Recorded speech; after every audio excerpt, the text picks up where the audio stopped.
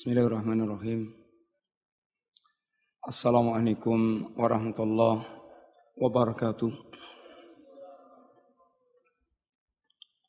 Innal hamdalillah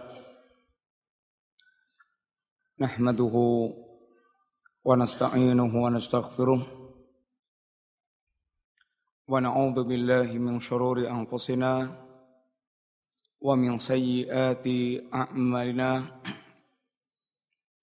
من يهده الله فلا مضل له ومن يضلل فلا هادي له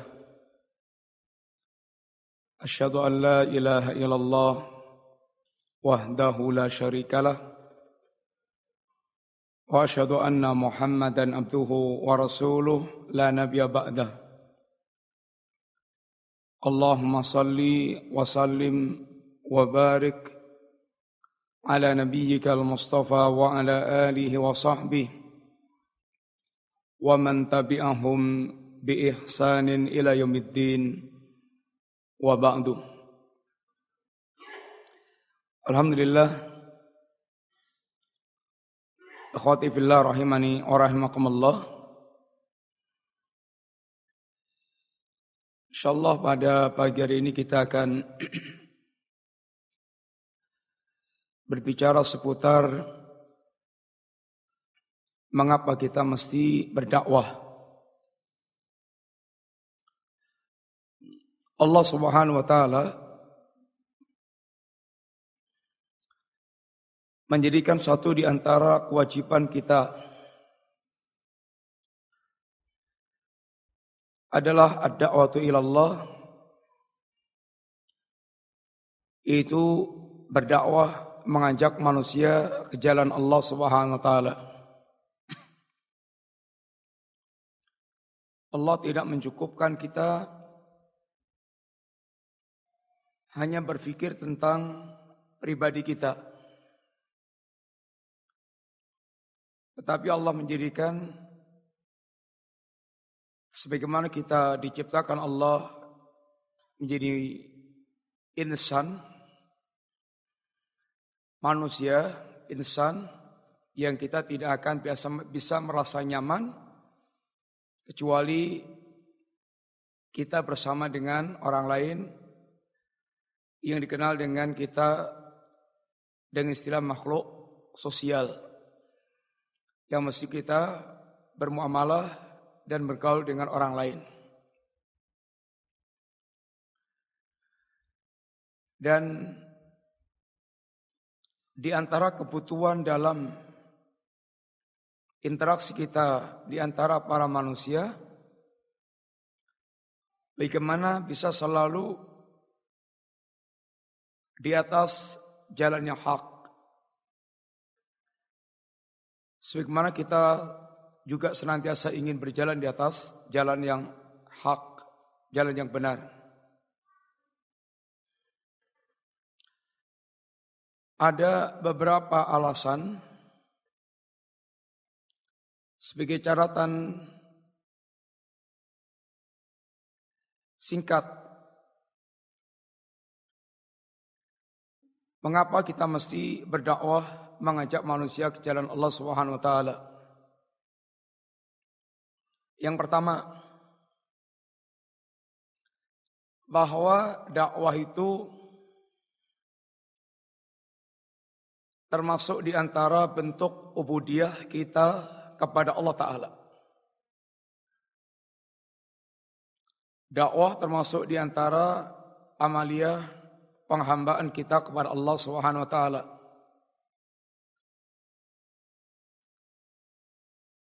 Setiap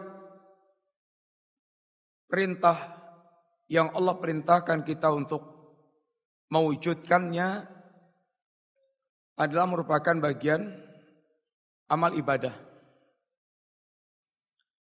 Dan dakwah termasuk di antara yang diperintahkan Allah Subhanahu wa taala. Perintah-perintah kita untuk berdakwah, ud'u ilallah atau ud'u ila sabili rabbik. Wal takum minkum yad'una ilallah. Ini semuanya berkaitan dengan perintah untuk berdakwah. Dan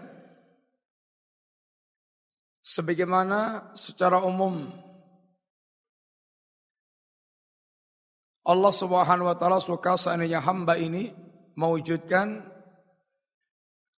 amaliyah penghambaan sesuai apa yang terkandung di dalam nama-nama Allah Ta'ala. Setiap nama Allah menuntut kita mewujudkan penghambaan yang sesuai dengan kandungan dari nama itu. Walillahil asma'ul husna.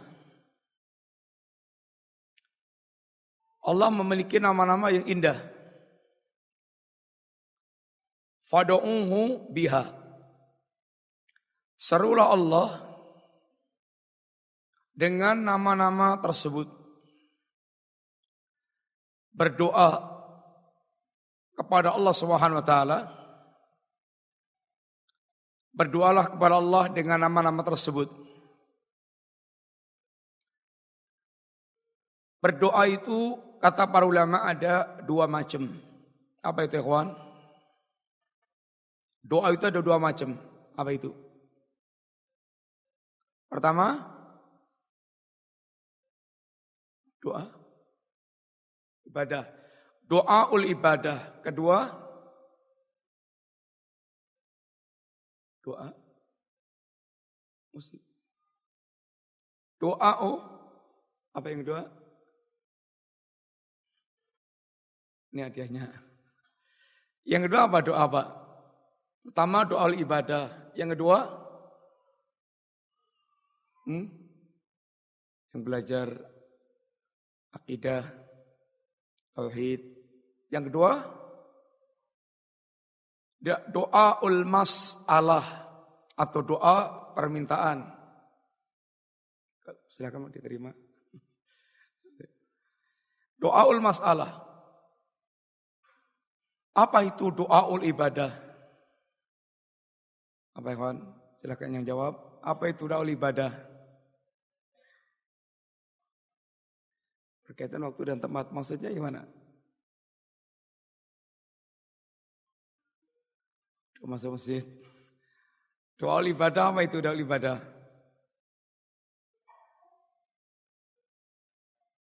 Apa? Yang lain?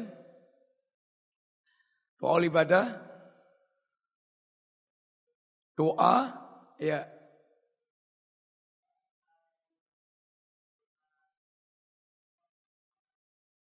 Nih, mau enggak? Silakan ambil. Doa ibadah yaitu doa dalam bentuk semua amal ibadah yang kita lakukan. Salat, puasa, zakat, haji, dan semua macam amalia ibadah. Yang hakikatnya semua amalia ibadah kita adalah doa kepada Allah Subhanahu wa taala. Yang kalau kita ungkapkan dengan bahasa lisan kita, ya Allah, dengan salat atau puasa atau haji yang aku lakukan, masukkan aku ke surgamu, selamatkan aku dari nerakamu, dan seterusnya. Kalau doaul mas'alah, apa itu? Apa tadi? Doaul mas'alah apa itu? Doa dalam bentuk permintaan kita kepada Allah Ta'ala. Semua yang kita ungkapkan dengan ucapan lisan kita sebagai bentuk permintaan kita kepada Allah Ta'ala, ini doaul mas'alah. Sekarang, bagaimana prakteknya berkaitan dengan Asmaul Husna dalam mewujudkan doaul mas'alah atau yang berkaitan dengan doaul mas'alah dan yang berkaitan dengan doaul ibadah. Bagaimana prakteknya? Kalau yang berkaitan dengan doaul mas'alah, prakteknya bagaimana? Walillahil asmaul husna fad'uhu biha. Iya. Prakteknya adalah dengan dia menjadikan nama-nama dan sifat-sifat Allah Subhanahu wa taala sebagai wasilah atau kita bertawasul dalam berdoa kepada Allah dengan menggunakan nama-nama dan sifat Allah taala. Artinya sebelum kita mengungkapkan apa yang akan kita minta kepada Allah, kita mengawali dengan menyebut nama-nama dan sifat-sifat Allah Subhanahu wa taala.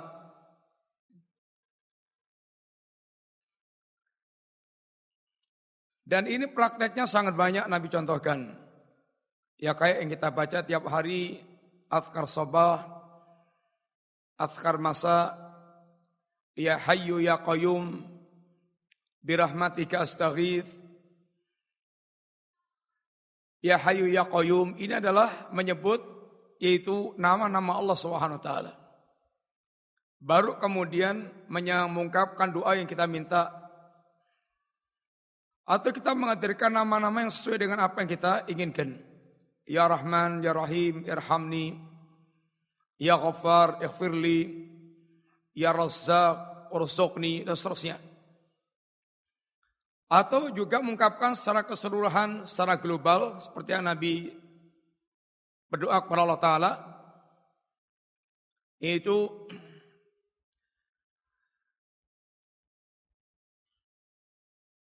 Allahumma inni as'aluka bikulli ismin huwalak tamliku huwa mamalak. Allahumma inni as'aluka bikulli ismin huwalak samaita bi nafsak au ansalta fi kitabik au alamta ahadan min khalqik au istasarta fil ilmil ghaib indak. Ya Allah, aku minta kepada Engkau dengan semua nama yang Engkau namai dirimu dengan nama-nama itu, atau nama yang kau turunkan dalam kitabmu, atau nama yang engkau ajarkan kepada salah seorang di antara hambamu, atau nama-nama yang kau simpan di ilmu ghaibmu. Ini menyebut secara global keseluruhan daripada nama-nama Allah Subhanahu wa taala. Baru kemudian mengajukan permintaan-permintaan apa yang dia minta. Ini praktek berkaitan dengan perintah Allah walillahil asmaul husna fad'uhu biha dalam doaul masalah. Sekarang dalam doaul ibadah, bagaimana prakteknya? Ada yang tahu, ikhwan? Bagaimana prakteknya mewujudkan perintah fad'uhu biha dalam doaul ibadah?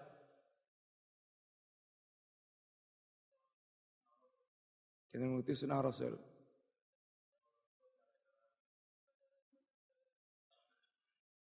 Yang lain?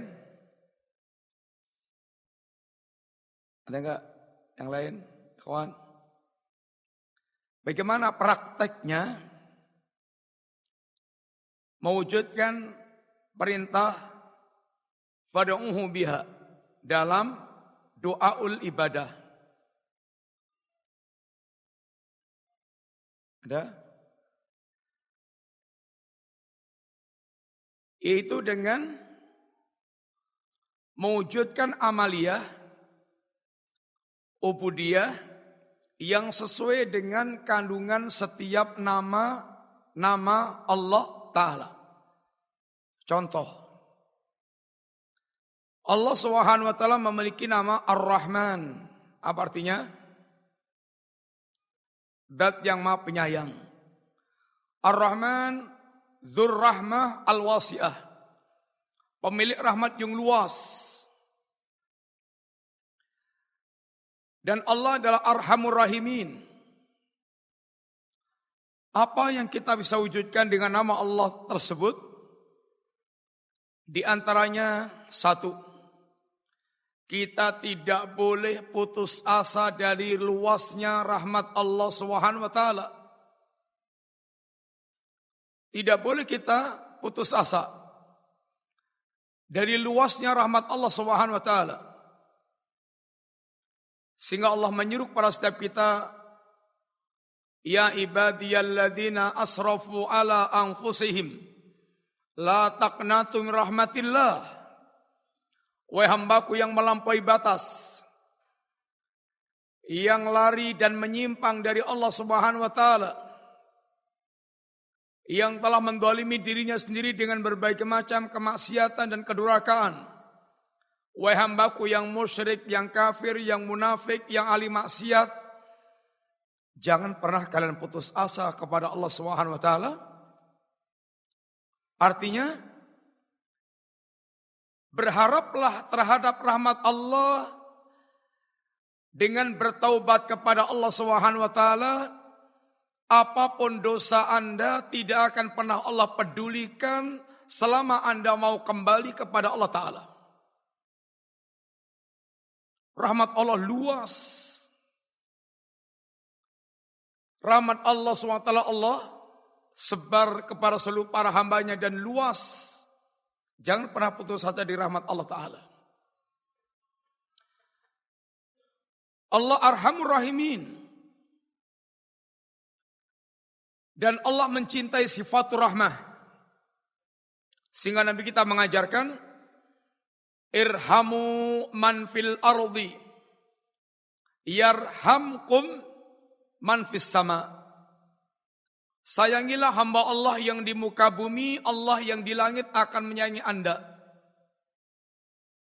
Sehingga di antara bentuk ubudiyah kita kepada Allah berkaitan dengan nama Allah Ar-Rahman, kita tidak boleh kita putus asa dari rahmat Allah Ta'ala, dan tidak boleh dan hendaknya kita menjadi hamba-hamba yang penyayang kalau kita ingin disayang oleh Allah Subhanahu wa taala. Di antara nama Allah adalah Al-Hadi. Apa itu Al-Hadi artinya, kawan? Yang memberikan hidayah, petunjuk. Baik hidayah yang sifatnya am, yang sifatnya umum, maupun hidayah yang sifatnya khusus. Setiap makhluk yang diciptakan Allah sertai dengan petunjuk. Petunjuk untuk mempertahankan kehidupannya secara umum, sehingga masing-masing makhluk ada spesifikasi bagaimana dia mempertahankan kehidupannya, baik yang di udara, yang di daratan, yang di lautan, yang di hutan, yang di kota. Masing-masing mereka Allah berikan petunjuk secara umum bagaimana hidup, bagaimana mempertahankan kehidupan, bagaimana mendapatkan makanan, dan seterusnya. Dan ada petunjuk yang sifatnya khusus. Bimbingan untuk mereka dapatkan bisa meraih kebahagiaan dunia dan akhirat. Agama termasuk diantara adalah hidayah yang khusus. Sebagaimana Allah Subhanahu wa taala, zat yang memberikan hidayah kepada para hamba, Allah sangat suka dengan amalia hamba yang mereka itu suka memberikan bimbingan kepada manusia. Suka menuntun manusia kepada hidayah. Suka memberikan arahan kepada manusia. Bahkan Allah sebut dengan ungkapan waman ahsanu qawlan mimman da'a ilallah wa amila salihan wa qala innani minal muslimin. Siapakah yang lebih baik dibandingkan, siapa lebih baik ucapannya dibandingkan orang mereka mengajak manusia ke jalan Allah Subhanahu wa taala. Bahkan orang-orang yang mereka pekerjaannya adalah mengajak manusia ke jalan Allah, mereka manusia terbaik. Tidak ada yang lebih baik dibandingkan orang mereka mengajak ke jalan Allah Subhanahu wa taala. Kalau dibilang pekerja, mereka adalah pekerja kelas khusus. Setiap orang yang taat kepada Allah SWT adalah dianggap oleh Allah kedudukannya seperti para pekerja Allah Ta'ala. Dan Allah tidak membutuhkan siapapun dan apapun. Allah tidak membutuhkan para pekerja. Tapi Ini semuanya ungkapan dalam rangka untuk membuat manusia betul-betul memiliki semangat melakukan kebaikan. Idza aradallahu bi abdihil khaira ista'malahu. Kalau Allah Subhanahu wa taala menghendaki kebaikan bagi hambanya, Allah akan mempekerjakan hamba itu. Para sahabat tanya, ya Rasulullah, kaifa yasta'milu? Bagaimana Allah mempekerjakan hambanya ya Rasulullah? Apa memangnya Allah apakah Allah memangnya punya kebutuhan, butuh kepada para pekerja-pekerja? Nabi katakan, liyuwaffiquhu li amalin salih qabla mautih. Yaitu dengan cara Allah memberikan taufik kepada hamba ini untuk beramal saleh sebelum kematiannya. Semua amalan saleh, semua orang yang mereka beramal saleh, dianggap oleh Allah ini adalah pekerja yang bekerja dan setiap pekerjaannya akan diupah oleh Allah Subhanahu wa taala. Dan jangan tanya berapa upahnya Allah, 10 kali lipat asyrah. Ila sab'i mi'atin dhifin sampai 700 kali lipat. Ila af'afin katsirah sampai lipatan yang tidak terhingga. Dan para duat ilallah, para dai yang mengajak manusia ke jalan Allah, orang yang menempati pekerjaan yang paling istimewa. Mereka para pembimbing, mereka para perantara antara hamba dengan Allah. Ini yang mengajarkan risalah Allah. Mereka adalah para pekerja kelas khusus. Kalau orang berbangga berkaitan dengan bos atau sang bos, maka tidak ada yang lebih mulia dibandingkan dengan Allah Ta'ala. Allahu maulana. Gak ada yang lebih mulia dibandingkan dengan Allah Subhanahu wa taala. Kalau bekerja itu berbangga dengan jumlah gaji yang diterima, semakin dia besar gajinya, semakin dia berbangga dengan pekerjaannya. Enggak ada yang lebih besar gaji yang disiapkan oleh Allah melebihi para duat ilallah.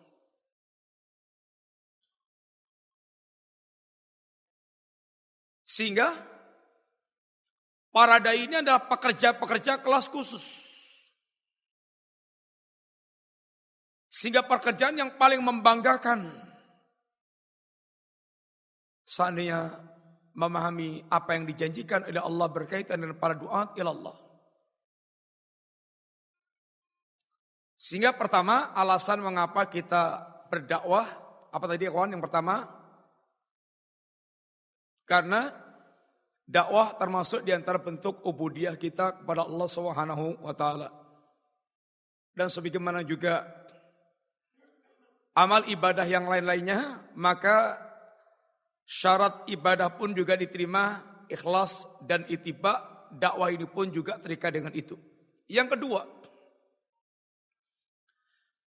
di antara alasan kenapa kita ini berdakwah,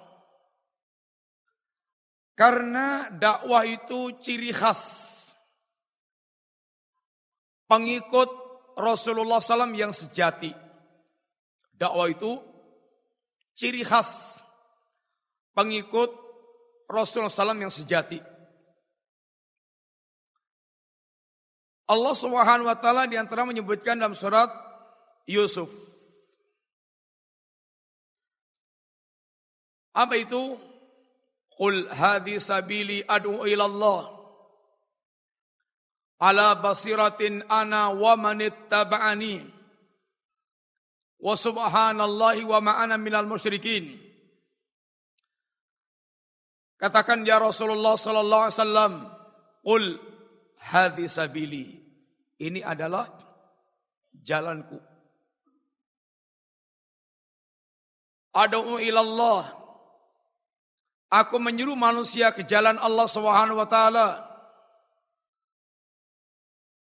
Ala basiratin, ay ala ilmin wa yaqinin, di atas basirah, di atas ilmu dan keyakinan. Ana wa manittaba'ani, yaitu jalanku dan jalan para pengikutku. Wa subhanallah, dan maha suci Allah, wa ma'ana minal musyrikin, dan saya bukan termasuk orang musyrikin.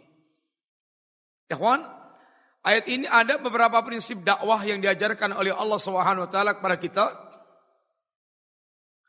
Di antaranya yang pertama, menegaskan jalan yang kita serukan kepada manusia. Qul hadhi sabili. Di zaman Rasulullah SAW hanya ada dua jalan. Jalan kekafirat dan jalan Islam. Kalau orang memenuhi atau menyambut dakwahnya Nabi, maka dia Muslim. Dan kalau dia menolak dakwahnya Nabi, maka dia kafir. Hanya ada Islam, kufur. Sepeninggal Rasulullah sallallahu alaihi wasallam, Nabi menegaskan, "May ya'is minkum fasayara ikhtilafan katsira." Barang siapa yang masih hidup di antara kalian akan melihat berbagai macam penyimpangan-penyimpangan yang banyak. Sehingga ketika orang mendakwahkan Islam, ada pertanyaan besar. Ada pertanyaan besar. Islam yang mana? Islam yang mana? Sampai Anda pun, antum kalau berdakwah orang curiga. Ini orang mau mengajak kepada Syiah atau Khawarij atau Sufi atau yang mana, orang curiga. Aliran apa? Aliran apa yang dibawa oleh orang ini? Karena memang kenyataannya manusia melihat Islam di zaman kita ragamnya banyak dan macam-macam. Dari yang paling taweler sampai yang paling kejem, ada semuanya. Yang gampang belai orang sampai ya ini tidak berbeda dengan orang kafir musyrik, semuanya ada. Sehingga orang tanya-tanya, ini aliran apa ini orang berdakwah ini? Apalagi sudah ditampilkan di awal tampilan yang beda dengan yang lainnya, masyarakat secara umum. Penuh pertanyaan. Di zaman yang penuh dengan berbagai macam aliran-aliran, pemikiran-pemikiran, mesti kita menegaskan jalan Islam yang mana yang kita tawarkan kepada manusia. Yang kita bawa adalah Islam yang diajarkan Nabi dan para sahabat, sebagaimana difahami dan diamalkan para sahabat Nabi radhiyallahu anhum jami'an. Sehingga jelas Islam yang kita bawa kemana manusia akan kita ajak. Tentu, apakah mesti kita menyebutkan nama atau tidak, berkaitan dengan situasi dan kondisi. Tapi yang jelas jalan Islam yang kita ajarkan adalah Islam, Al-Quran, As-Sunnah, bifahmi salafil ummah. Itu Islam yang kita bawa. Adapun penyampaiannya kepada masyarakat, komunikasinya dengan manusia tergantung. Intinya bagaimana kita mengajak kepada mereka kepada jalan yang ini. Ini satu, menegaskan prinsip jalan yang kita dakwahkan. Hadhi sabili, ini adalah jalanku. Yang kedua, Adu'u ilallah, aku menyeru manusia ke jalan Allah Ta'ala. Kita tidak menyeru kepada pribadi, kelompok, partai, organisasi, yayasan, ormas, kita menyeru manusia ke jalan Allah Subhanahu wa taala. Untuk menjadi hamba-hamba Allah Subhanahu wa taala. Tidak peduli dia mau masuk organisasi kita, ormas kita, kelompok kita, mau loyal kepada kita atau tidak loyal kepada kita. Yang penting bagaimana kita bisa ridha manusia ketika dia memilih jalan Allah dan berjalan di atas jalan Allah Subhanahu wa taala.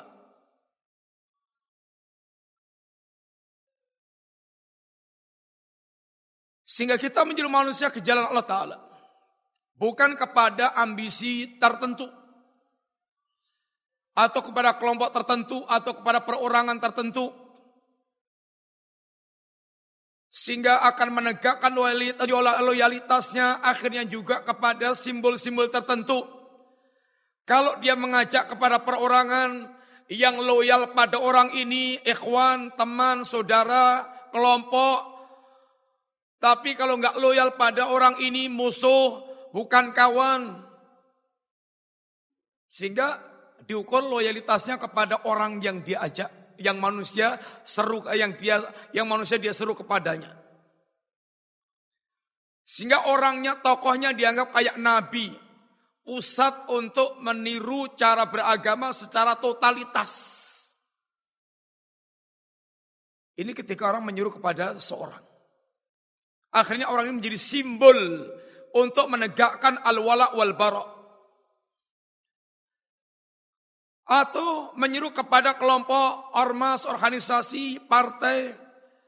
Kalau sudah masuk sekelompok, seorganisasi, seormas, separtai, saudara, kawan, recommended.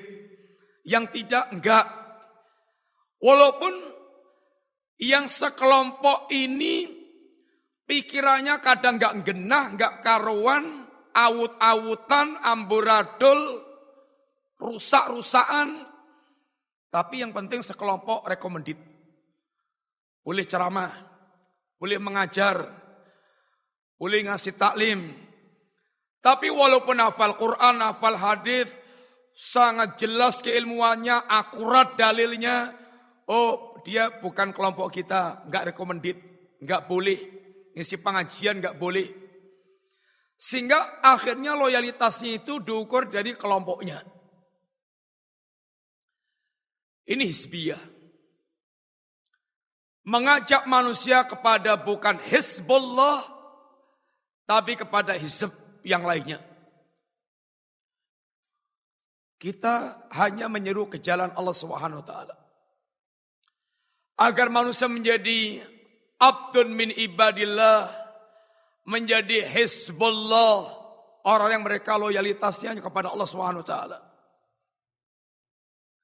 Dan di balik siratan atau di balik suratan ad'u ilallah juga tersirat untuk mengikhlaskan dakwah, untuk mengikhlaskan amaliyah dakwah yang dia lakukan. La as'alukum alaihi min ajrin. Aku tidak minta upah apapun kepada kalian, wahai manusia. In ajriya illa 'alallah. Tidak lain upahku semata-mata dari Allah Subhanahu wa taala. Mengikhlaskan dakwahnya, membebaskan dari segala macam, yaitu kepentingan-kepentingan yang akan mengotori keikhlasan dalam berdakwah. Agar ini tersirat pesan untuk kita ikhlas dalam berdakwah. Jangan dikotori dengan riya, sum'ah, iradatul dunya bi amalih. Jangan dikotori dengan cari pujian manusia. Atau juga menginginkan di balik itu dunia yang dia incar. Agar semata-mata bagaimana dia memurnikan seruannya. Dan berharap apa yang dijanjikan oleh Allah Subhanahu wa taala. Ala basiratin. Dakwah ini ditegakkan di atas ilmu dan keyakinan. Bukan hanya dengan semangat, tapi tegak di atas ilmu dan keyakinan. Sehingga bukan asal dia di mimbar, bukan asal dia ceramah, dan hakikat dakwah sendiri adalah ikhrajun nas minadz-dzulumati ilan nur. Hakikat dakwah itu adalah mengeluarkan manusia dari kegelapan-kegelapan kepada cahaya.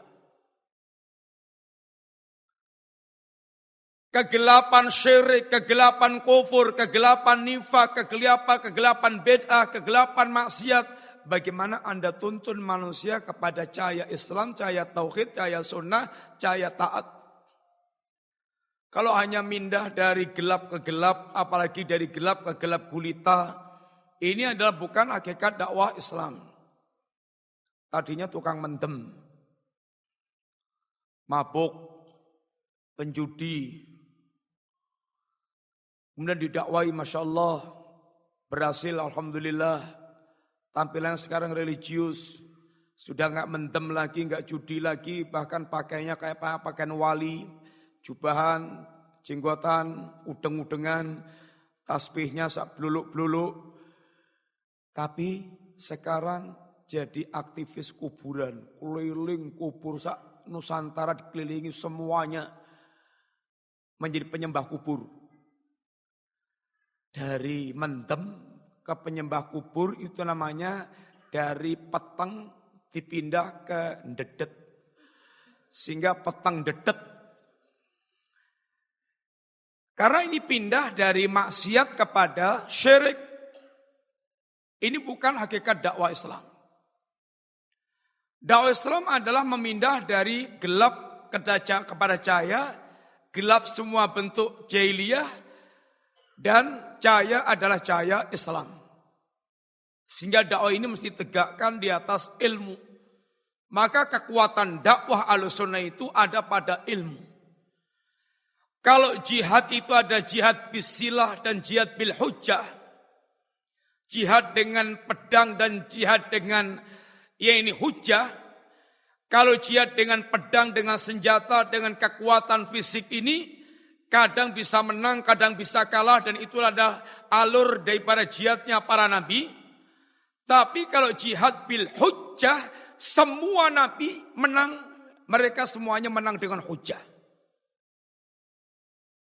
Sehingga orang-orang kafir rata-rata fabuhitalladzi kafar, akan terbungkam 1000 bahasa karena asalnya memang kebatilan itu tidak memiliki hujjah. La burhanalah. Kebatilan itu asalnya tidak memiliki hujjah. Apabila dia membawa hujjah padahal dia ahlul batil, maka itu bukan hujjah tapi syubhat. Kalau Anda faham, Anda akan bisa menyingkap dari apa yang dia bawakan tentang kebatilan yang mereka lakukan.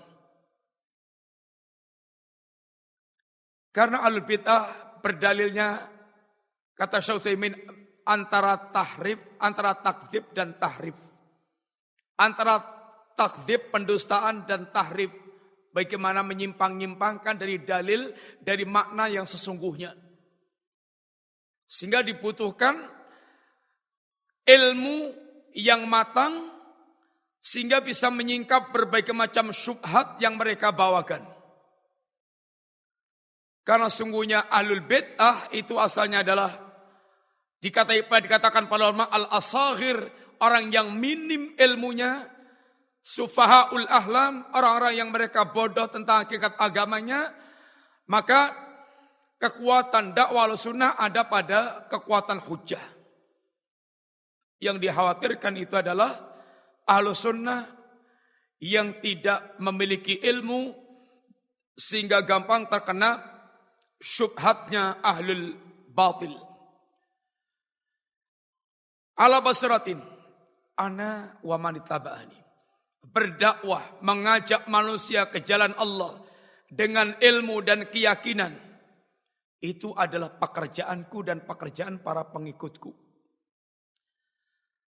Sehingga dakwah mengajak manusia ke jalan Allah Subhanahu wa taala di atas hujjah, itu adalah ciri khas pengikut Nabi.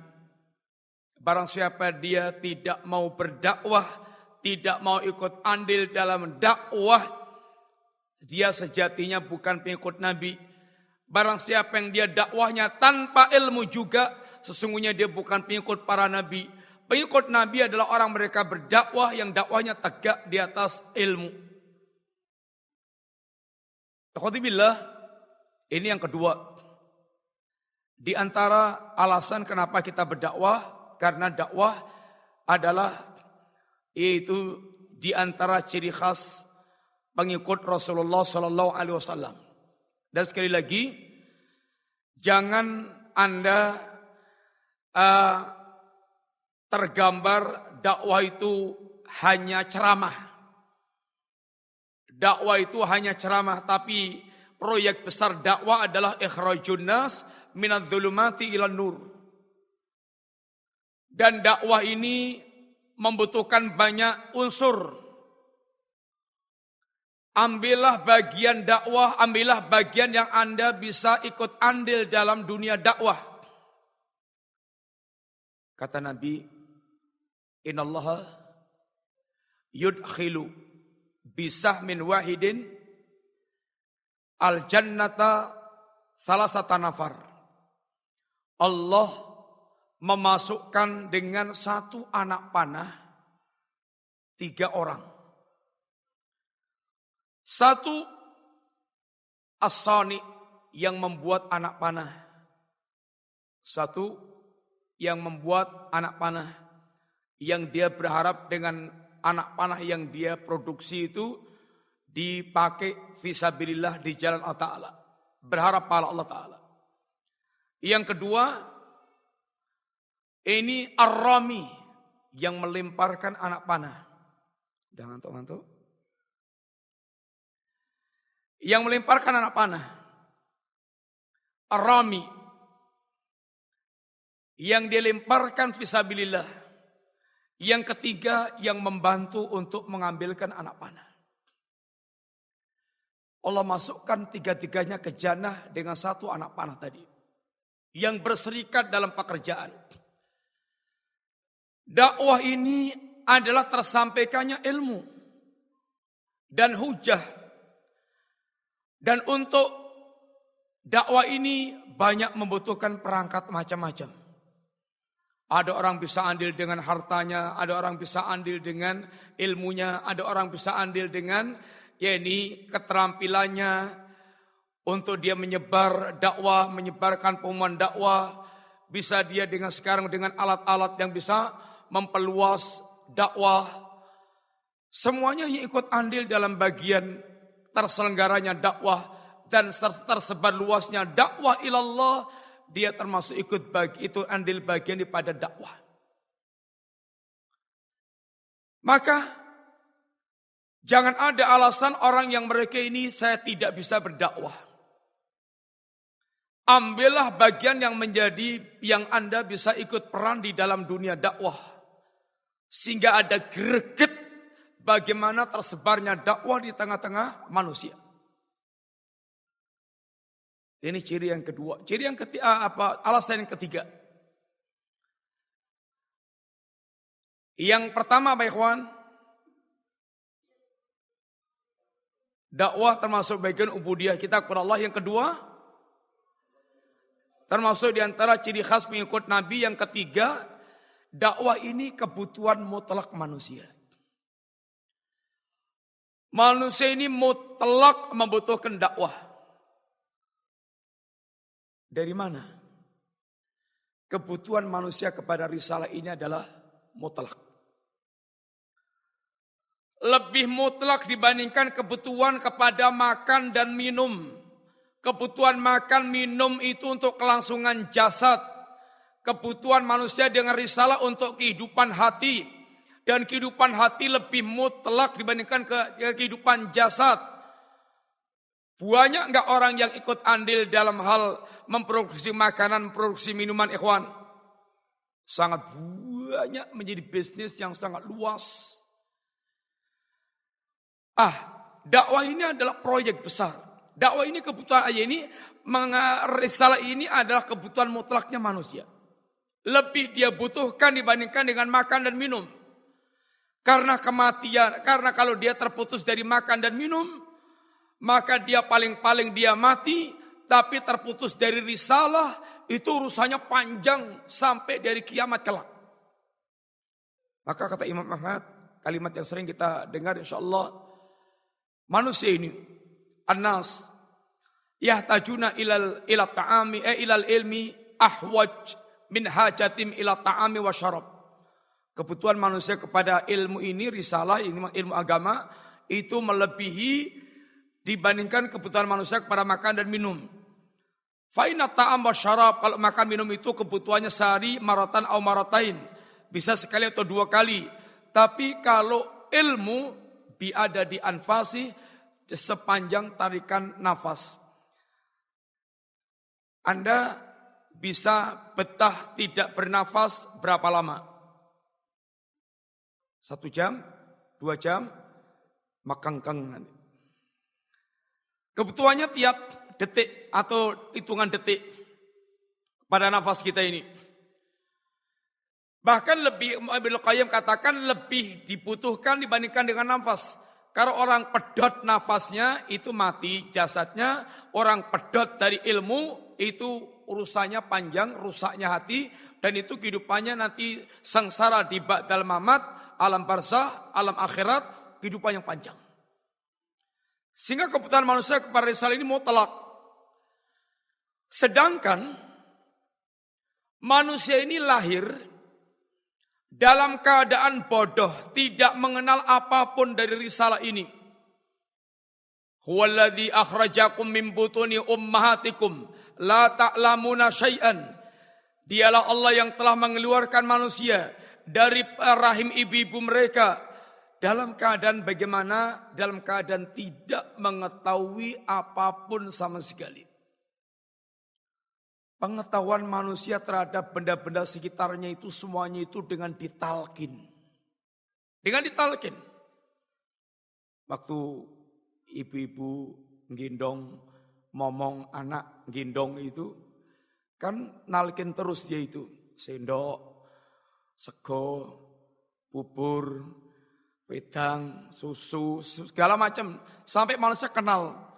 Termasuk mendapatkan talqin dari orang lain sehingga kenal, oh ini semuanya nama-nama itu kenal sehingga tahu. Agama ini perlu ditalkinkan juga. Mengenal Allah, mengenal Rasulullah, mengenal hari kiamat, mengenal apa yang kita imani dari arkanul iman, mengenal syariat agama, semuanya perlu ditalkinkan satu persatu kepada telinga manusia. Sehingga mereka tahu tentang agama Allah Subhanahu wa taala. Artinya kalau Anda tidak pernah berdakwah dan tidak mengajari manusia tentang agama Allah Subhanahu wa taala, membiarkan mereka bodoh, tidak tahu, tidak faham tentang agama Allah taala. Sehingga mereka bisa mengalami masalah berat dalam kehidupannya dengan tidak memahami agama Allah Ta'ala. Sedangkan bersama dengan itu, semenjak manusia lahir ceprot itu sudah dihadapkan dengan musuh abadi sampai hari kiamat. Siapa ikhwan? Iblis. Iblis sudah proklamasi di hadapan Allah Subhanahu wa taala, fabi izzatik, demi kemuliaan Engkau ya Allah, la'aqudanna lahum siratakal mustaqim. Benar-benar akan aku halangi manusia dari jalanmu yang lurus. Iblis akan berdiri di tengah jalan untuk menghalangi manusia dari jalan Allah, lalu menawarkan jalan-jalan lain agar masuk ke lorong-lorong jalan lain. Iblis sudah sumpah setia, sudah sumpah serapah di hadapan Allah untuk menyesatkan manusia. Tsumma la'atiyannahum min baini aydihim wa min khalfihim wa an aymanihim wa an syama'ilihim, dan telah membuat target wala tajidu aktsarahum syakirin. Ya Allah, benar-benar akan aku datangi mereka itu dari arah depan, belakang, kanan, kiri, dan targetnya kebanyakan mereka tidak akan bersyukur. Diterangkan oleh para ulama, sahabat, Ibnu Abbas di antaranya. Iblis mendatangi dari arah depan, belakang, kanan, kiri. Iblis akan membuat manusia yang pertama lalai dengan kampung akhirat. Dan kalau sudah manusia lalai dengan kampung akhirat, maka dia tidak punya pertimbangan apapun yang berkaitan dengan kehidupan ba'dal mamat. Dan kalau manusia tidak punya pertimbangan kehidupan akhirat, maka dia akan berbuat semaunya, yang penting bisa dan lancar, mampu. Dia tidak ada lagi pertimbangan-pertimbangan bagaimana nanti saya setelah matinya. Enggak ada pertimbangan. Lupa tentang kehidupan akhirat, dibuat lupa oleh iblis dan tidak berpikir tentang kampung akhirat. Beda dengan orang punya pertimbangan kampung akhirat. Semua omongan dia, semua perbuatan dia akan dia timbang-timbang bagaimana atau apakah merugikan atau menguntungkan kelak dari yaumul akhir. Maka ketika Nabi ingin membangun masyarakat yang hebat, yang amal kebaikannya hebat, yang dalam menjauhi maksiat hebat, yang dalam menerima musibah itu hebat, yang diletakkan pertama kali pondasi yaitu yang harus tertanam di dalam hati manusia tentang Allah dan kampung akhirat. Ini yang paling utama mesti tertanam dalam hati manusia, karena semua kerusakan hidup, semua penyimpangan itu porosnya adalah tidak mengagungkan Allah Subhanahu wa taala. Dan inilah kunci yang dikatakan Nabiullah Nuh. Selama 950 tahun berdakwah, Nabiullah Nuh siang malam, sirran wa alaniyatan, telah berdakwah dengan al-aud, targhib dan tarhib. Tapi hasilnya mereka ini wala yalidu illa fajiran kafara. Bahkan mereka tidak melahirkan anak kecuali sudah disiapkan dari awal untuk menjadi generasi yang kafir, yang fajir. Apa kata Nuh? Malakum la tarjuna lillahi waqara. Kalian ini memang benar-benar kaum yang tidak mengagungkan Allah dengan sebenar pengagungan. Kuncinya di sini.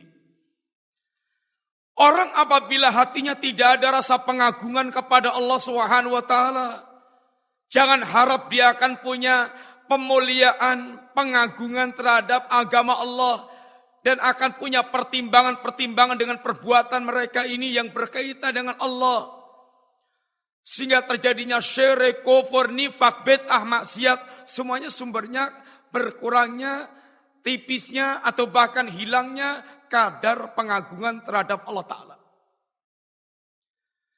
Disinilah awal mula Nabi mengapa mesti mendakwahkan tauhid. Karena tauhid ini menanamkan pengagungan hamba kepada Allah Subhanahu wa taala, sehingga lihatlah hasilnya bagaimana para sahabat ketundukan mereka, ketundukan yang totalitas terhadap syariat agama Allah Ta'ala. Mereka betul-betul militan, tahan banteng dengan segala musibah yang menimpa mereka. Itu karena ada rasa pengagungan kepada Allah Ta'ala.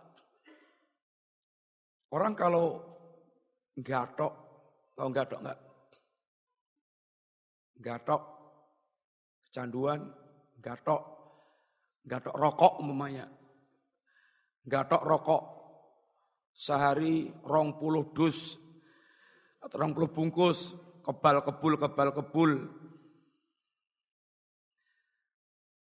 Itu untuk menghentikan rokok ini setengah mati. Mending orang mangan, orang ngombe ketimbang orang rokok. Sebetulnya kalau diniati bisa. Bisa enggak kira-kira? Bisa. Contohnya, wong nyatane pas poso ya kuat. Esok tekan sore ya kuat. Orang ngemut rokok. Tapi begitu dul, buka itu langsung nyokot rokok. Oh Masya Allah. Orang kalau sudah kecanduan gatok kayak gini, untuk memisahkan itu susah. Sangat susah. Sangat susah. Tapi para sahabat sangat gampang. Sangat gampang. Kenapa? Karena Nabi telah tanamkan dari awal tentang pengagungan kepada Allah Subhanahu wa taala. Khamr itu hiburan pertama para sahabat secara umum dalam kehidupan mereka ketika tertimpa musibah. Tapi ketika Nabi ingin menyampaikan pengharaman khamr, ibaratnya undang-undang pelarangan khamr, Nabi tidak mengalami kesulitan sama sekali. Hanya ngutus satu orang untuk keliling di Madinah, menyampaikan pada mereka, ala innal khamra qad hurimat, ala innal khamra qad hurimat. Tidak ada satupun telinga sahabat Nabi yang mendengar pengumuman utusan Nabi ini, kecuali mereka langsung menghentikan dari minum khamr. Bahkan di antara mereka yang sedang gelasnya di bibir atau gelas khamrnya di bibirnya, maka dia tumpahkan. Dan ketika Allah meminta, ini fahal antum muntahun, intahaina ya Rabb, intahaina ya Rabb, kami berhenti ya Rabb, kami berhenti ya Rabb. Berangkat dari pengagungan mereka kepada Allah Ta'ala. Keimanannya telah menjadi jiwa mereka. Hawa nafsunya telah terdidik untuk mengikuti bimbingan wahyu Allah Subhanahu wa taala. Ada karena ada rasa pengagungan terhadap Allah Ta'ala. Bagaimana gelisahnya seorang wanita Ghamidiyah yang terjatuh dalam perzinaan, api imannya membakar dosanya, membuat dia gelisah yang tidak pernah merasa tenang, sampai betul-betul bisa digugurkan kotoran dosanya, datang kepada Nabi dalam keadaan hamil. Ya Rasulullah, tahirni. Ya Rasulullah, sucikan aku ya Rasulullah. Nabi berpaling dari wanita tersebut sampai Nabi katakan, pulanglah sampai engkau melahirkan. Berapa bulan lama ikhwan? Orang hamil rata-rata berapa bulan? 9 bulan, 10 hari. Begitu melahirkan, api imannya ternyata masih membara, membakar dosanya. Dia datang kepada Nabi dengan bayinya yang sudah dilahirkan untuk minta dibersihkan oleh Nabi. Ya Rasulullah, tahirni, ini bayi tak aku lahirkan. Nabi katakan, pulanglah, susuilah sampai tuntas. Berapa lama menyusui? 2 tahun. Waktu yang lebih panjang lagi. Tapi imannya wanita ini ternyata api yang membakar dosanya belum redup, bahkan masih menyala membara. Maka dia bawa bayi yang telah disusuinya, disapihnya itu ke hadapan Nabi, dan tidak lagi alasan Nabi untuk menolak wanita itu. Lihat bagaimana perasaan dosanya membakar dia sehingga membuat dia tidak pernah tenang dengan dosanya itu. Ini orang yang mereka ada rasa pengagungan kepada Allah Ta'ala. Tapi kalau tidak mengagungkan Allah, yang penting aman. Yang penting gak konangan menungso. Itu aja. Sehingga dia merasa nyaman, tenang dengan apa yang dilakukannya. Ini karena hatinya kosong dari pengagungan kepada Allah Ta'ala. Alhamdulillah, semuanya berpangkal dari karena tidak adanya rasa pengagungan kepada Allah Ta'ala. Maka para sahabat begitu tertanam pengagungan kepada Allah Ta'ala, bagaimana Nabi ingin menyampaikan haramnya khamr sangat gampang.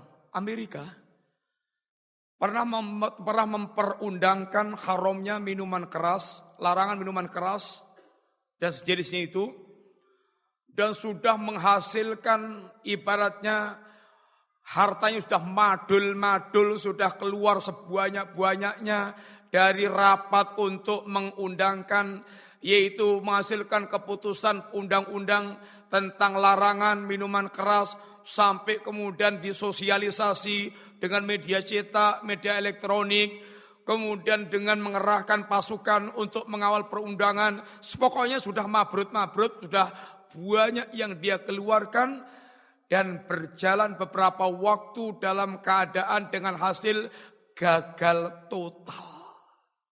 Gagal total.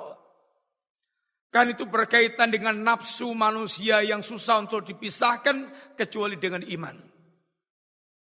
Khonibillah, ini adalah itu ketika hati telah tertanam pengagungan kepada Allah Subhanahu wa taala. Setan di antara pertama bagaimana caranya menyesatkan manusia dibuat lupa dengan kampung akhirat. Sehingga tidak berpikir tentang kampung akhirat. Jadilah dunia menjadi ajang kehidupan mereka untuk memuaskan sepuas-puasnya. Tanpa ada rasa pertanggungjawaban yang akan dia lakukan nanti setelah kematiannya. Manusia akan dibuat tergila-gila dengan dunia. Sehingga hatinya begitu sangat tergila-gila dengan dunia. Tertipu dengan dunia, maghrur dengan dunia. Kata Ibnul Qayyim, dunia itu kayak wanita pelacur. Ya namanya wanita pelacur, dodol awak, dandan, terus udas-adus, pupuran, pokoknya dandan untuk menarik manusia. Tapi tidak ada laki-laki yang menikmati pelacur yang kemudian berbahagia, enggak ada.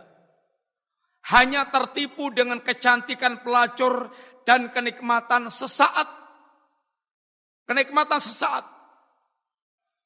Nikmatnya laki-laki berzina dengan pelacur berapa lama? Berapa minggu? Ya semalam sudah belenger, sudah kelenger. Semalam.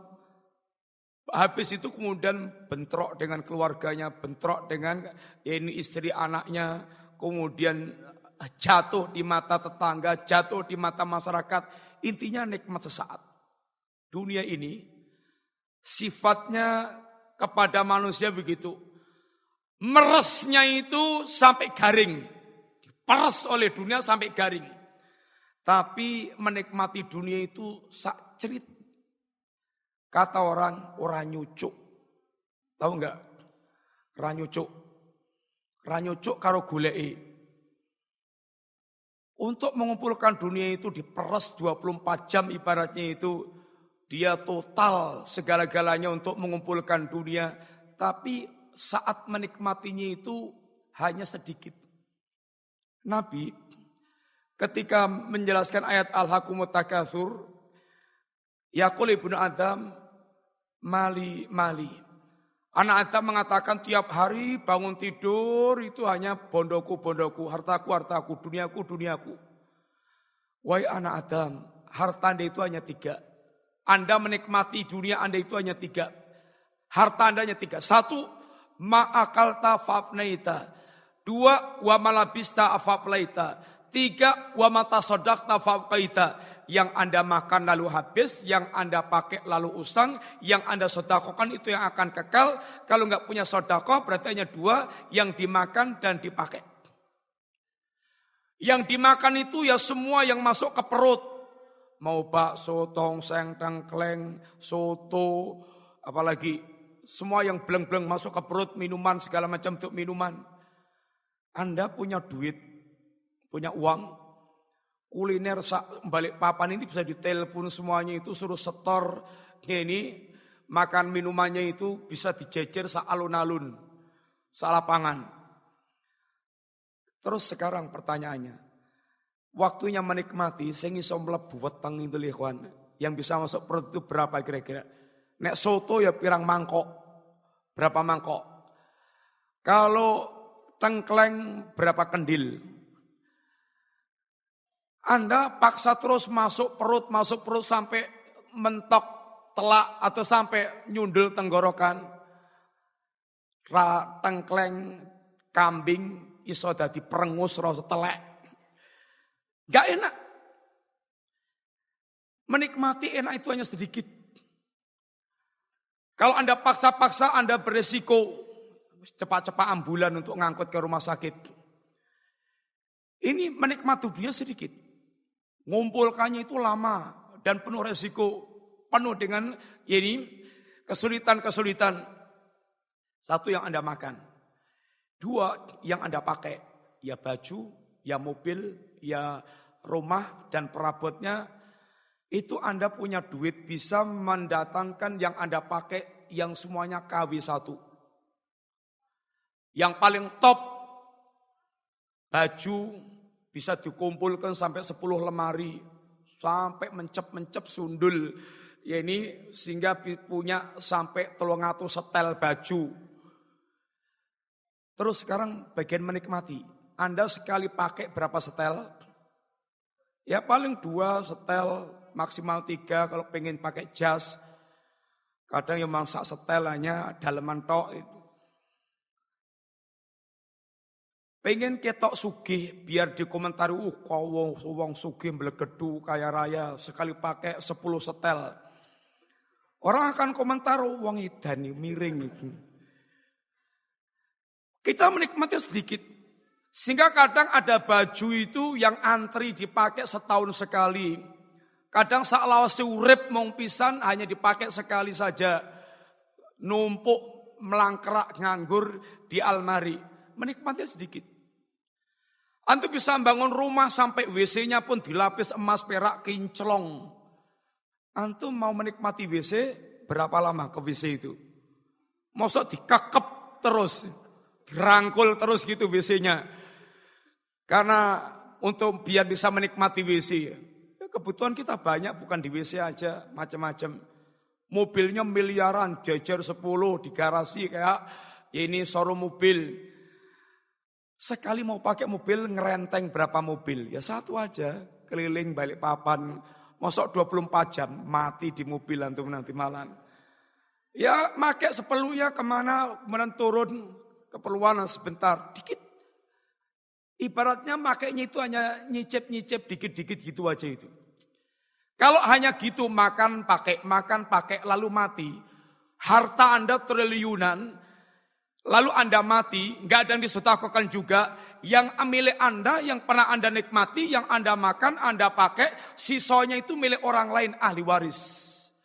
Anda masuk ke kubur hanya dengan kain kafan aja, dan apa yang pernah Anda miliki, Anda nikmati waktu Anda hidup. Dikit. Maka dunia ini kata Allah, mataun qalil, singkat dan sedikit. Waktunya singkat, menikmatinya sedikit. Singkat. Inna yauman inda rabbika ka'alfi sanatin mimma ta'udun. Satu hari di sisi Allah itu seperti 1000 tahun dalam hitungan kalian. Kalau Anda umurnya di dunia sekarang ini diberikan Allah 100 tahun. Di zaman kita 100 tahun itu sudah melenger untuk zaman kita. 100 tahun itu 1/10 dari 1000, sehingga umur Anda kurang lebih hanya 2,4 jam. Urusan atau ukuran kehidupan kampung akhirat. 2,4 jam singkat. Dan mataun qalil yang sedikit. Dan dunia dikatakan dunia karena rendah. Memang instan, dekat, tapi nilainya rendah. Nabi katakan tidak lebih daripada sayap seekor nyamuk, tidak lebih daripada bangkai kambing yang cacat telinganya, enggak lebih daripada tetesan air yang jemari kita dicelupkan lalu kita angkat, lihatlah yang nempel di jemari kita, tidak lebih daripada mampir berteduh sebentar di bawah pohon, tidak lebih bahkan Nabi pernah tanya sahabat, dari apa yang keluar dari perut kita, kotoran yang keluar di perut kita. Rendah. Dan sedikit, sehingga dunia yang sudah sedikit rendah ini sifatnya mataul ghurur, penuh dengan tipuan. Penuh dengan tipuan. Banyak orang kecelek. Tahu kecelek? Apa kecelek? Kecelek itu wis kadung diplayoni ngetipleng, kadung diparani jebule ra ono. Kecelek. Dia bayangkan dunia itu akan memberikan segala-galanya buat dia. Maka dia kejar mati-matian. Setelah dia dapatkan semuanya sampai tempatnya, gak ada apa-apanya. Semua mimpi-mimpi dia itu kayak buyar, gak ada wujudnya. Dunia, mataul ghurur. Seringnya bahkan orang yang mereka tergila-gila dengan dunia, berakhir dengan mengenaskan. Berakhir dengan mengenaskan.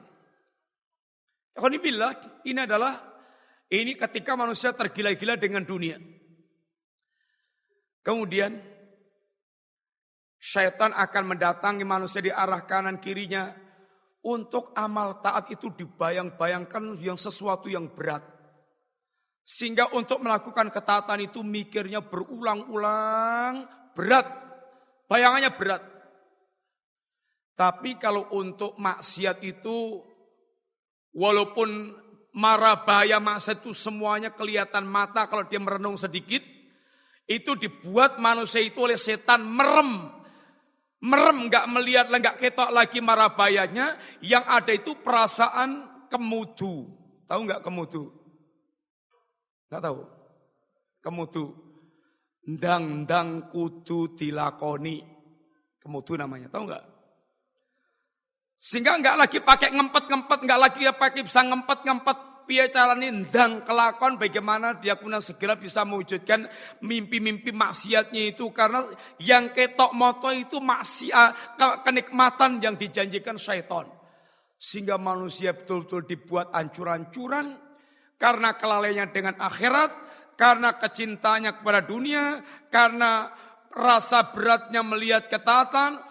Tapi dengan maksud itu kayak gelinding, batu gelinding dari atas, tinggal gelundung gitu aja.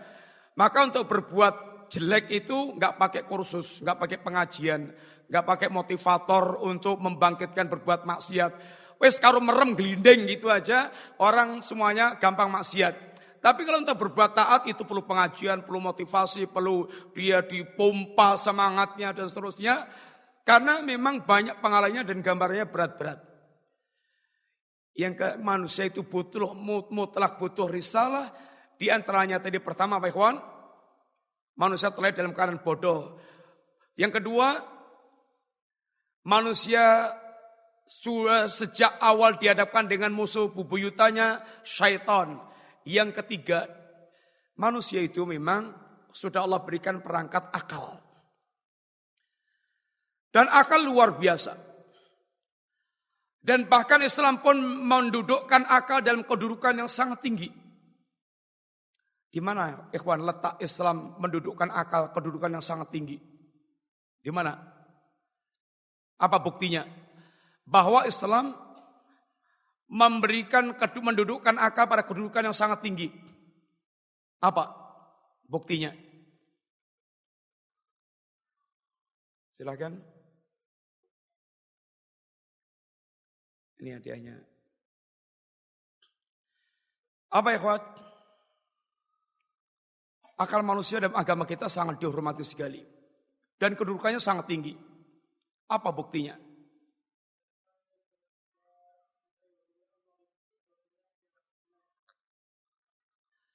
Angel. Ada lagi?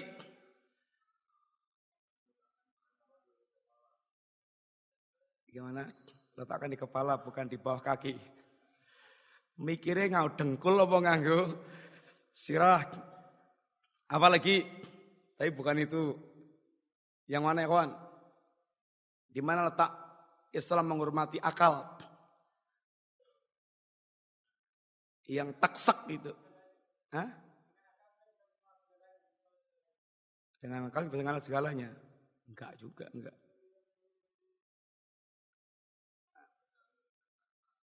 Bisa berdalil dengan akal, sama lagi yang taksak gitu. Apa ya kawan kira-kira?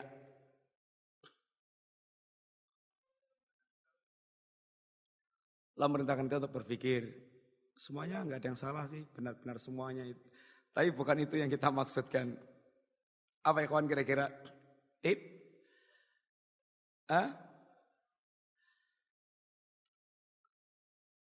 Agama ini tidak akan dibebankan kecuali kepada orang yang berakal. Anda tidak dosa meninggalkan sholat, enggak dosa, bisa.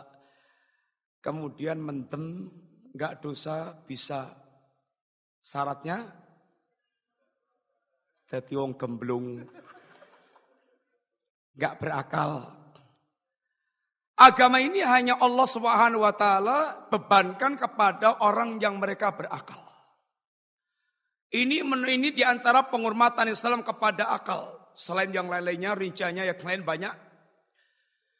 Tapi ikhwan, akal ini sehebat apapun itu seperti makhluk yang Allah ciptakan wa khuliqal insanu dha'ifa, akal ini pun juga penuh dengan kelemahan. Akal penuh dengan kelemahan. Di antara kelemahan akal, satu, serba terbatas. Sangat terbatas kemampuan akal. Memang manusia dengan akalnya Masya Allah, sampai bisa kemudian membuat kendaraan yang bisa terbang di udara, menyelam di lautan atau berjalan di atas air. Bisa kemudian membuat manusia hidupnya mudah, fasilitas-fasilitas. Sampai menemukan berbagai macam penemuan-penemuan untuk kebutuhan hidup mereka lebih mudah. Seakan-akan dunia menjadi satu genggaman di tangannya di zaman teknologi. Dan itu memang merupakan bagian apa yang Allah katakan. Alam taro, alam taro anallaha sakhara lakum ma fis samawati wa ma fil ardi. Tidakkah Anda perhatikan bagaimana Allah telah menaklukkan, menundukkan untuk kalian apa yang di langit dan apa yang di bumi. Allah ciptakan semua yang ada itu dengan amrullah, dengan Allah letakkan hukum-hukum yang ada di sana agar manusia dengan akalnya dia pelajari, lalu manusia mengolah dan bisa untuk keperluan kehidupan mereka. Itu wilayahnya akal memang di situ. Tapi akal yang hebat ini, sejenius apapun akal manusia, itu kalau suruh berbicara perkara gaib, itu bukan wilayahnya. Bukan wilayahnya. Semua yang tidak ditempatkan pada tempatnya, itu akan menjadi bahan ketawaan orang. Profesor, doktor dalam bidang fisika. Oh itu kalau amalnya diwujudkan itu menjadi amal yang kerja yang tapi yang sangat luar biasa. Terus profesor doktor ini antum bawa ke Tegalan, sawah kon macul. Terus Anda bandingkan dengan petani hariannya memang macul. Orang komentar kondo ini profesor doktor goblok. Ya memang bukan tempatnya di situ. Antum salah tempat. Antum salah tempat.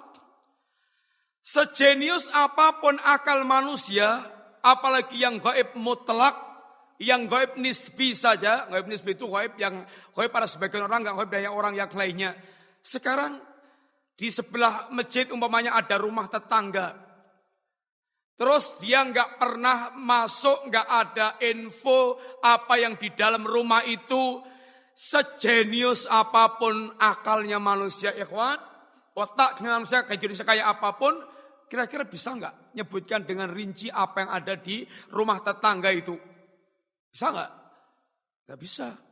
Kalau dia maksa-maksakan nyebut, ngawur mesti. Ngawur.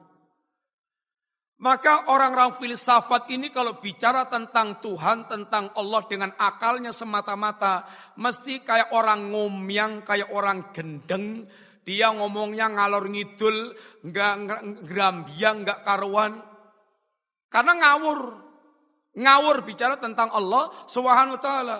Apalagi nanti alam barzah, alam kubur, alam akhirat, surga, neraka, segala macam. Maka akal membutuhkan bimbingan pelengkap yang menyempurnakan, yaitu risalah. Maka kalau Syekhul Islam mengatakan antara akal dengan risalah ini kayak ketemunya mata dengan cahaya, dengan sinar cahaya, sehingga betul-betul akan sempurna fungsi yang ada. Kemudian di antara kelemahan akal sering tunduk dengan nafsu, sering kalah dengan nafsu. Yang paling tahu bahaya rokok siapa ya kawan? Yang paling tahu bahaya rokok siapa? Ya dokter-dokter yang belajar ilmu kesehatan, yang belajar organ tubuh manusia, ilmu berkaitan dengan organ tubuh manusia. Pertanyaannya, ada enggak dokter yang rokok? Oh jenggotnya segini juga ada yang rokok. Ngerokoknya ini dengan ilmu atau dengan nafsu? Ya dengan nafsu. Hanya untuk membenarkan nafsunya itu kadang macam-macam alasannya itu.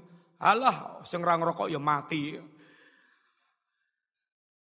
Ini adalah hanya cari-cari alasan.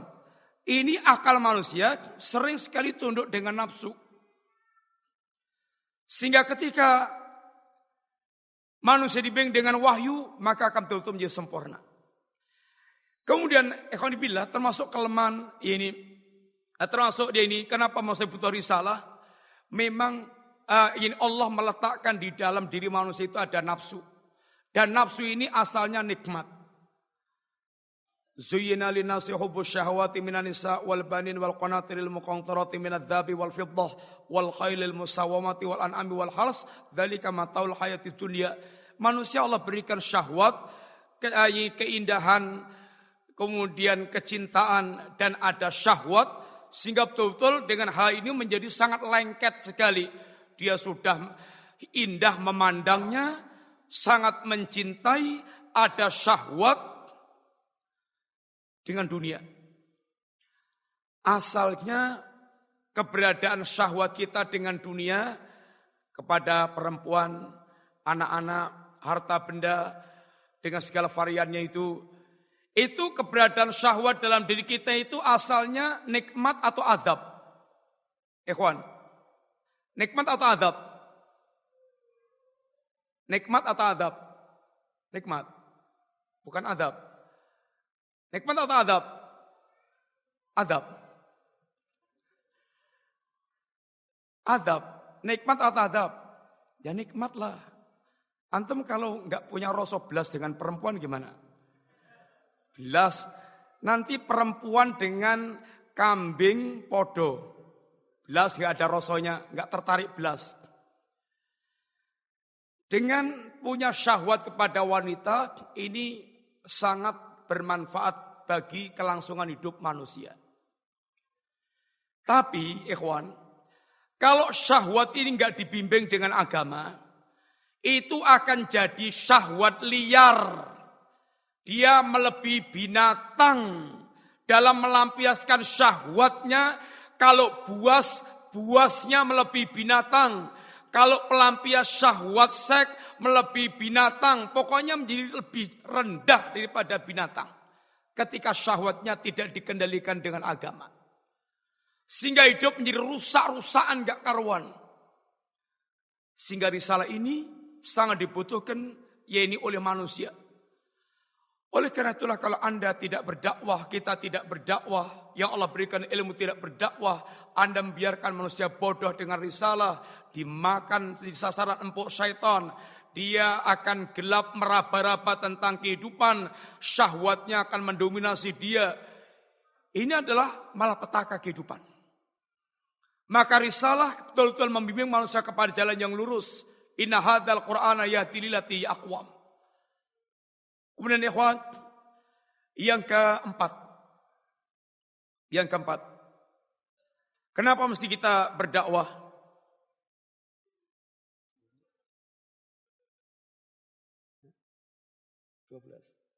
Kurang 5 menit nih. Yang keempat, atau yang kita anggap terakhir. Ikhwati billah. Kenyataan fenomena kaum muslimin membutuhkan kita bangkit untuk berdakwah. Di depan mata kita, kondisi kaum muslimin diakui atau tidak, seperti yang tergambar dalam hadis Thauban. Menjadi keroyokan bangsa-bangsa kufar, sehingga dijadikan eker-ekeran, dicabik-cabik, dijadikan rebutan. Dan itulah yang tergambar di dunia Islam pada zaman kita ini. Enggak punya kekuatan apapun, sangat lemah, sehingga ketika melihat saudaranya dibantai, dibunuh, kemudian di bumi hanguskan, kita hanya bisa menjerit, dan tidak punya kekuatan apa-apa untuk bisa menghentikan semua itu. Ini karena memang kondisi kita sangat lemah. Dan Nabi pun katakan bahwa kehinaan yang menimpa kaum muslimin la yangsi'uhu hatta yarji'u hatta tarji'u ila dinikum. Karena ini kehinaan yang menimpa muslimin dengan segala macam bentuknya itu tidak akan Allah cabut sampai kalian kembali kepada agama. Sampai kalian kembali kepada agama. Kembali kepada agama itu ikhwan artinya kembali kepada Al-Quran dan As-Sunnah. Kembali kepada Al-Quran dan As-Sunnah itu harus pertama kali tahu apa itu Quran dan Sunnah. Harus faham. Dan untuk tahu, untuk berilmu, untuk faham ini mesti harus disebarkannya ilmu, harus berilmu. Dan untuk mendapatkan ilmu tidak bisa tidak harus belajar adanya majelis-majelis taklim, adanya dakwah yang mengajarkan agama sehingga orang berilmu tentang agama sehingga dia bisa kembali kepada agama. Solusi yang paling dasar dari upaya untuk membangkitkan umat kembali adalah dengan mengajarkan agama kepada kaum muslimin. Dan itu membutuhkan gerakan dakwah yang disebarkan ke seluruh penjuru, ini ke semua tempat, sehingga masjid-masjid, bagaimana muslimin semuanya terajari oleh ajaran agamanya. Ini baru kita akan bisa kembali kepada agama Allah Ta'ala. Dan ini proyek yang sangat besar. Orang yang tidak pernah diajari agamanya tidak akan pernah kembali kepada agamanya. Jangan salahkan, umat ini mereka mendukung kekafiran, mendukung kesyirikan, mendukung kemunafikan. Karena mereka tidak pernah diajarkan agama. Bahkan pelajaran agama di masjid-masjid dibilang hanya tuklam taklim, hanya sunat belajar, hanya pengajian aja. Bagaimana dikatakan hanya, ini tuh gerakan mendasar untuk mengajari manusia tahu agama sehingga bisa kembali kepada agama. Selama orang tidak pernah paham agama, tidak akan pernah bisa kembali kepada agama Allah Ta'ala. Oh maya dengan dia ngerti. Alamatnya nggak tahu, rumahnya itu di mana. Bagaimana akan bisa kembali ke rumahnya? Mesti tahu tentang agama dia, baru dia akan bisa kembali kepada agamanya. Alhamdulillah, ini wakil kenyataan yang ada. Pembicaraan kita sangat panjang dan lebar tentunya berkaitan dengan masalah dakwah. Akan tapi ini yang kita sampaikan. Dan seorang dai mesti berhias dengan satu ilmu, kedua keikhlasan, ketiga kesabaran di dalam berilmu dan beramal, yang keempat berhias dengan akhlakul karimah, yang kelima bersikap arifku lembut, santun, yang keenam dia mesti memiliki tatapan ke depan yang panjang, yang jauh, sehingga dia punya harapan-harapan yang sangat panjang, tidak putus asaan, tidak ceklean, sehingga betul-betul dakwah yang mudah-mudahan akan diberkahi Allah, dan dakwah yang tegak di atas ilmu dan keyakinan dan kesabaran. Dia berakhir dengan akhlakul karimah sehingga akan lebih mudah berinteraksi dengan manusia. Khotibillah, ini yang kita sampaikan secara singkat. Sekilas mudah-mudahan manfaat. Segala kurang minta maaf. Mudah-mudahan Allah menjadikan kita di antara para duat ilallah yang benar-benar dibanggakan oleh Allah Subhanahu wa taala di hadapan para ini manusia yang lainnya, dan menjadi simpanan amal terbaik kita kelak saat kita menghadap Allah Subhanahu wa taala di hari ketika seluruh harta dan dunia kita tidak bermanfaat lagi kecuali aset amal yang pernah kita lakukan saat kita di dunia ini. Demikian, jazakumullah khair. Terima kasih banyak.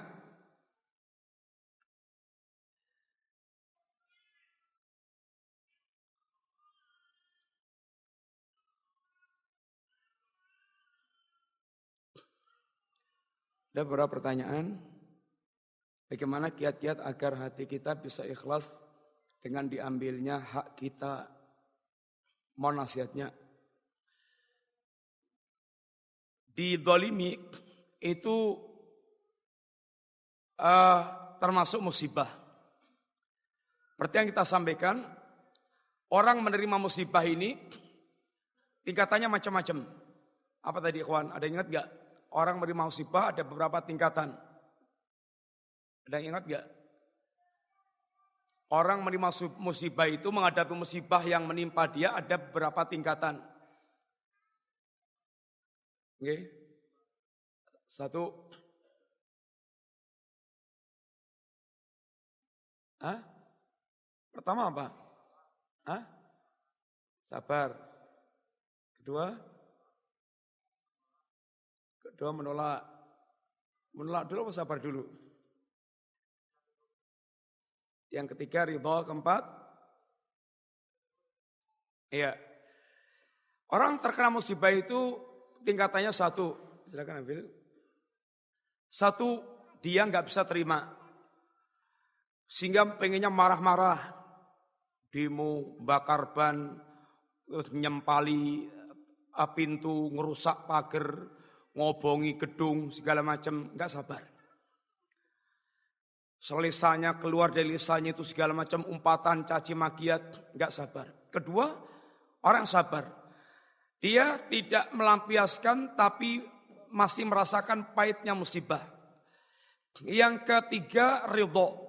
Hatinya sudah mulai bisa berlapang dada karena dia tahu ini yang menimpakan Allah, yang musibah ini datang dari Allah Ta'ala. Yang Allah mengendaki kebaikan baik hambanya. Yang keempat, yang dia lihat bukan lagi musibahnya, tapi balasan-balasan di balik musibah, sehingga dia bisa mensyukuri apa yang Allah balaskan dari musibah-musibah tersebut. Kayak orang kehilangan uang 1 juta, lalu mendapatkan 100 juta, maka yang dilihat ininya 100 jutanya itu. Sehingga dia akan bisa bersyukur kepada Allah Subhanahu wa taala. Kezaliman orang pada kita begitu diantaranya. Tetapi kata Allah, memang untuk mewujudkan hal yang demikian itu enggak gampang. Wa ma yulaqqaha illal ladzina sabaru wa ma yulaqqaha illa dzu hadzin azim. Tidak akan bisa mewujudkan seperti itu kecuali orang mereka bersabar, dan tidak akan bisa mewujudkan seperti itu kecuali orang yang mereka ini memiliki bagian yang sangat agung, besar. Hanya orang-orang pilihan yang bisa mensabari kezaliman orang kepada dirinya. Dia bagaimana kita menjadi orang yang dari al-kadhiminal ghaidha wal afina 'anil nas wallahu yuhibbul muhsinin.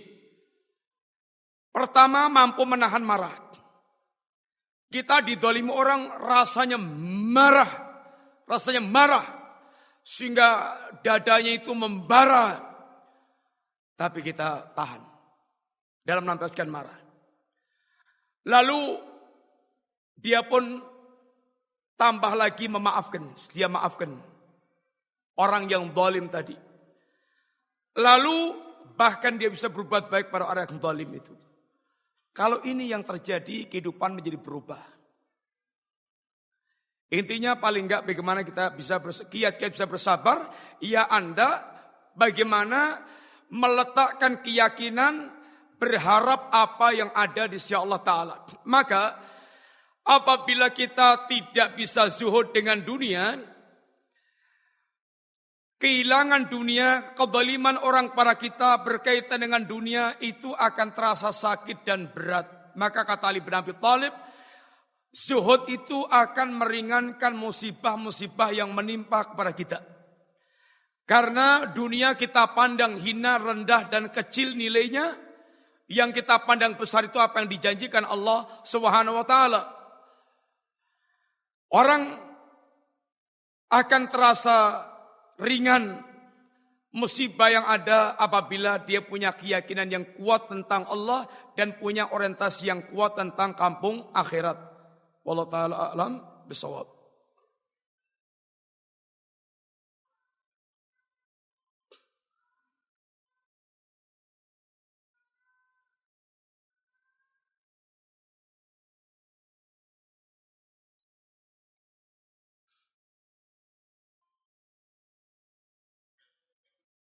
Ada seorang akhwat pernah mengatakan bahwa dia menyukai suami ana. Dia adalah teman ana, sepupu suami ana yang telah memperkenalkan kami. Apakah hati ana ada penyakit jika ana menghapus nomor si akhwat dan membatasi komunikasi? Saya mencoba melupakan apa yang telah dia katakan, tapi hati ana tidak seperti dulu lagi kepada dia. Ya fitrahnya wanita begitu. Barang mainannya mau direbut. Sehingga rata-rata yang ngamuk. Ya semuanya perlu ditata dengan baik-baik. Semuanya perlu ditata dengan baik-baik. Kalau seandainya ya ini kemudian berlanjut, bagaimana bisa berlanjut dengan baik? Apabila ya ini tidak juga, bagaimana juga tidak berlanjut dengan baik-baik? Semuanya perlu ditata dengan baik-baik. Sehingga bagaimana kalau jadi ya ikhlas karena Allah. Kalau enggak jadi bagaimana juga ikhlas karena Allah Subhanahu Wa Taala. Ya perlu waktu. Wajar ada rasa sakit hati dan seterusnya, sangat wajar. Yang penting bagaimana kemudian menyadari dan kemudian menata diri. Allah Ta'ala alam bisawab.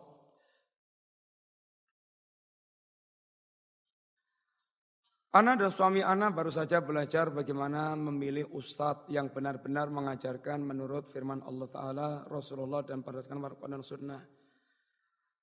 Kata kuncinya yaitu fas'alu ahla dzikri in kuntum la ta'lamun. Paling praktis yaitu kalau Anda tidak tahu, tanya kepada orang yang Anda anggap ini terpercaya, Anda percaya, Anda anggap amanah, Anda yakin dia membimbing kepada yang hak, tanya kepada beliau. Siapa kemudian kalau mau mengambil ilmu dari ustadz yang mana, tanya kepada orang yang Anda anggap meyakinkan dalam masalah ilmu yang hak ini, apakah recommended atau tidak, sehingga betul-betul kita bisa selamat. Semua yang tidak tahu butuh bimbingan. Jangan sok tahu. Gampanglah pokoknya kita dengarkan semua, yang baik kita ambil, yang tidak baik kita tinggalkan. Berarti Anda sudah jagoan. Sudah kelasnya jagoan, bisa membedakan semua perkara. Yang para salaf kita ketika dia bertemu dengan ahlul bid'ah, maka telinganya pun dia tutup rapat-rapat, walaupun yang mau dibacakan ayat, khawatir dia mengeluarkan syubhat, yang kalau syubhat sudah nyantol di dalam hati, itu susah keluarnya. Syalbani, beliau ketika mau membersihkan syubhatnya anak sekelas SMA itu dialog ngedur dari malam sampai menjelang subuh. Dan itu membutuhkan waktu yang tidak sekali dua kali. Itu kelasnya, ya ini Syalbani, ibaratnya ngeroknya itu senjatanya itu tajam. Nah kalau kita kedul, senjatanya kedul untuk ngerok itu lebih susah. Artinya hendaknya kita betul-betul hati-hati. Adapun berkaitan dengan ilmu harus kita perhatikan siapa yang Anda ambil ilmunya, karena ilmu itu agama. Al-ilmu dinun, ilmu itu agama. Maka perhatikan dari mana Anda mengambil ilmu. Karena amal Anda, agama Anda ya tergantung ilmu Anda. Kenapa ada orang yang mereka itu dengan mudah mulutnya itu mencaci maki Abu Bakar, Umar, bahkan melaknatnya, bahkan dianggap takarub kepada Allah Ta'ala dengan cara itu, ya karena ilmunya begitu. Karena ilmunya begitu. Kenapa ada orang, ya ini dengan gampang mengkafirkan orang lain, membunuh orang lain, karena ya ilmunya begitu. Kenapa orang tahu-tahu penguasa, pemerintah, tauhid, kafir? Ya karena ilmunya begitu. Sehingga setiap orang agamanya dibangun dengan ilmunya. Sehingga ilmu sangat menentukan agama seorang. Maka perhatikan dari mana Anda jadi mengambil ilmu. Bagaimana meskipun tangga yang bermasalah dengan kita? Ya dengar masalahnya apa dulu. Kalau masalah dunia, ya segera selesaikan. Kalau itu masalah agama, ya bagaimana Anda bertindak sebagaimana bimbingan agama kita. Yang terbaik dalam urusan dunia, yang paling mendahului untuk menyelesaikan masalah, menyapa, menyelesaikan, berlapang dada, berbuat baik. Dan prinsip di zaman fitnah kata Nabi, bagaimana kita yang terpenting adalah istiqamah, yang kedua membangun muamalah yang utama. Faman ahabba ayuzzahzaha anin nar wa yudkhalal jannah falta'ti maniyatuhu wa yu'minu billahi wal yawmil akhir wal ya'ti ila nasi alladhi yuhibbu ayyuta ilaih. Barang siapa yang dia ingin diselamatkan Allah dari neraka, dimasukkan ke dalam surga, dan hadis ini berkaitan dengan zaman-zaman fitnah, maka hendaklah kematiannya mendatangi dia dalam keadaan beriman kepada Allah dan hari akhir, alias hendaklah dia senantiasa istiqamah di atas keimanannya, sehingga kematiannya mendatangi sewaktu-waktu dalam keadaan dia beriman, dan tunaikan apa yang menjadi haknya manusia yang dia suka ditunaikan haknya. Adapun ketika hak kita tidak ditunaikan, fas'alullaha huquqakum, mintalah hak Anda kepada Allah Subhanahu wa taala. Ini muamalah fadl, muamalah yang sangat utama. Dan Islam mengajarkan antara al-adl wal fadl, antara bagaimana kita berbuat adil dan berbuat utama. Bagaimana cara agar kita bisa istiqamah agar hati tetap terjaga di tengah-tengah lingkungan yang kurang mendukung. Istiqamah perkara berat, tetapi yasirun liman yasarallahu, akan mudah bagi orang Allah mudahkan bagi dia. Di antara faktor yang akan membuat kita terdorong untuk istiqamah atau terjaga untuk istiqamah, yang pertama, jangan pernah tinggalkan ilmu dan majelis ilmu. Karena ilmu ini adalah rohnya keimanan kita. Ilmu ini adalah cahaya kehidupan kita. Ilmu ini adalah air penyegar yang akan kembali menyegarkan tanaman iman kita. Yang kedua, jangan tinggalkan komunitas teman-teman kita yang baik. Karena almar'u ala dini khalilih. Agama kita sangat terpengaruh oleh teman dekat kita. Agama kita bagaimana tergantung teman dekat kita siapa. Maka bergaulah dengan komunitas yang betul-betul bisa membawa kita ini senantiasa istiqomah di atas agama Allah Ta'ala. Yang ketiga, jauhi teman-teman yang buruk. Karena teman-teman yang buruk ini sangat berdampak. As-sahib-sahib. Teman itu menuntun kita, kalau enggak nuntun ke neraka, ya nuntun ke surga. Kemudian yang keempat, yaitu hendaknya banyak-banyak berdoa kepada Allah Subhanahu wa taala, ya muqallibal qulub tsabit qalbi ala dinik. Berdoa untuk dibersihkan hatinya, dikukuhkan hatinya di atas agama Allah Subhanahu wa taala. Dan jangan panjang angan berkaitan dengan dunia, karena dunia akan banyak menipu kita. Ini manusia, carilah dunia untuk kendaraan mendapatkan kampung akhirat. Ini ikhwan, mudah-mudahan yang kita sampaikan manfaat, sedikit dan kurang lebihnya minta maaf. Wassallallahu ala nabiyina Muhammadin wa ala alihi wasallam. Jazakumullah khair. Sekedar menghabiskan hadiah. Pertanyaan pertama. Apa artinya qul hadhi sabili ad'u ilallah ala basiratin ana wa man ittaba'ani.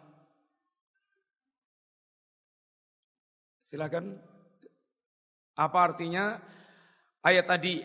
Qul hadhi sabili ad'u ilallah ala basiratin ana wa man ittaba'ani. Ada enggak? Enggak ada. Artinya apa? Gimana? Gimana artinya? Coba ulangi.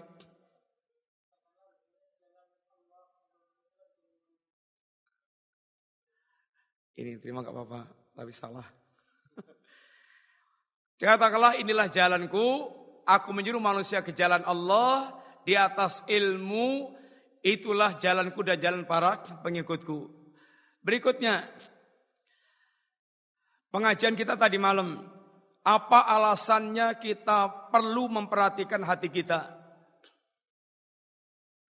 Silakan yang ingat, yang hadir atau yang ingat, apa alasannya kita perlu memperhatikan hati kita? Enggak ada. Oke. Terus apa lagi, Pak? Terus apa lagi? Apa lagi? Apa lagi?